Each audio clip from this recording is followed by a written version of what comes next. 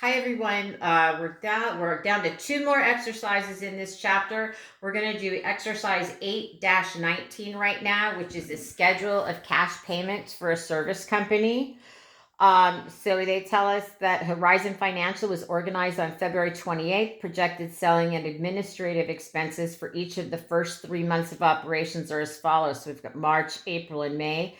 And then they tell us that depreciation, insurance, and property taxes represent 9,000 of the estimated monthly expenses. So I want to point out here that we are doing a schedule of cash payments for selling and administrative expenses. As we've talked about before, depreciation is a non-cash expense, so we're going to have to subtract that out of those total expenses given. Additionally, they tell us that the annual insurance premium was paid on February 28th. That was done prior to this. And that property taxes for the year will be paid in June. So those two payments aren't here on this budget. So we're going to have to adjust the amounts of these expenses. We're going to reduce them by $9,000 each month. And then they tell us that 70% of the remainder of the expenses are expected to be paid in the month in which they are incurred, and the balance to be paid in the following month. So we're going to do some calculations here. Let me find out on my sheets where I have them all made up. Go back to the first page. So again, what we want to look at first is we're going to look at March expenses.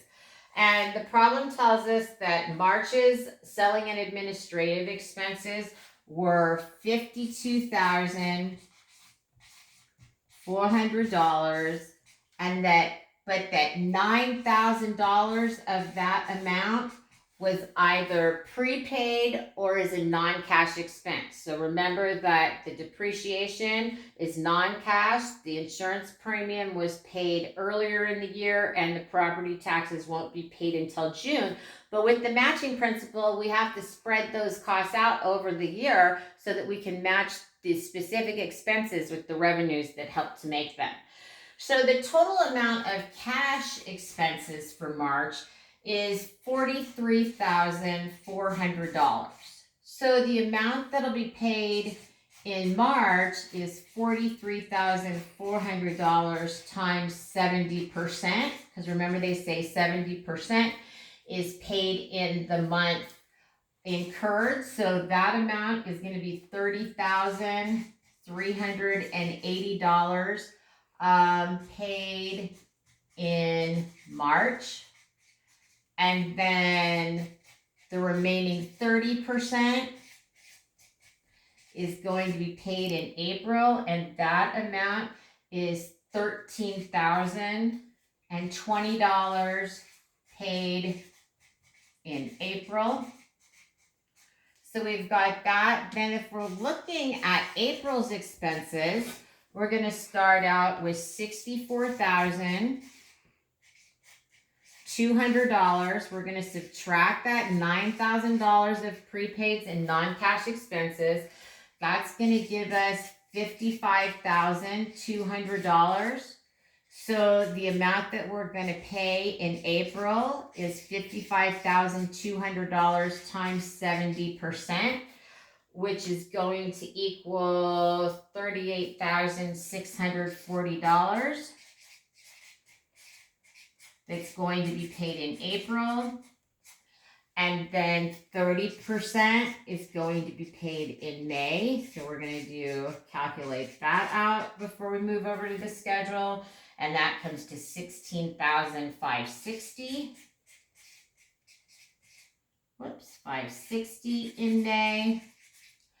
And then we've got our May costs. Our May costs, the problems tells us, are $68,900.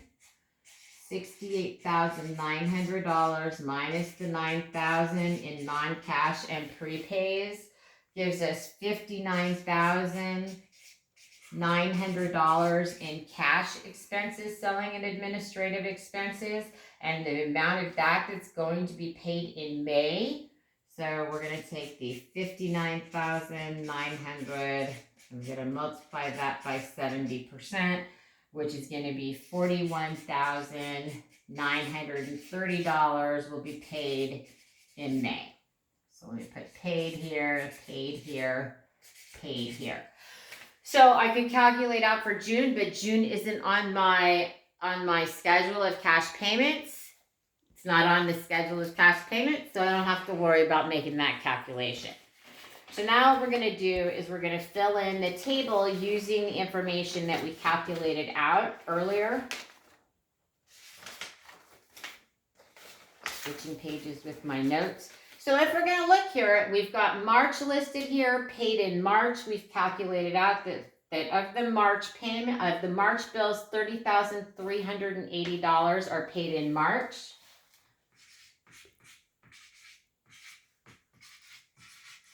Are paid in March, and our company was actually formed on February 28th, the last day of the previous month, so we didn't have any expenses from February.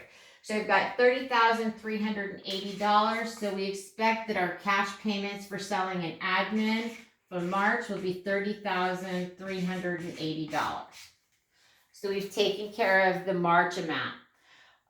For March, the payments in March, but we have $13,020 of the March expenses that we're going to pay in April. So that's going to go here, $13,020. Additionally, we've got the 70% of the April expenses, which is the $38,640.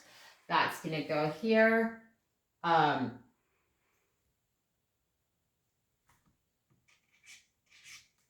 Sorry, I was looking at my lines to make sure they all lined up. So that was $38,640. Total cash payments for selling and admin in April is budgeted to be $51,660. $51,660. So you can see I've just added those two together. And then I need to account for the $16,500 $560 payment of April expenses in May, and the $41,930 portion of the May expenses. So paid in May, we've got $16,560, in addition to $41,930. And so that's going to give us a total of $58,490.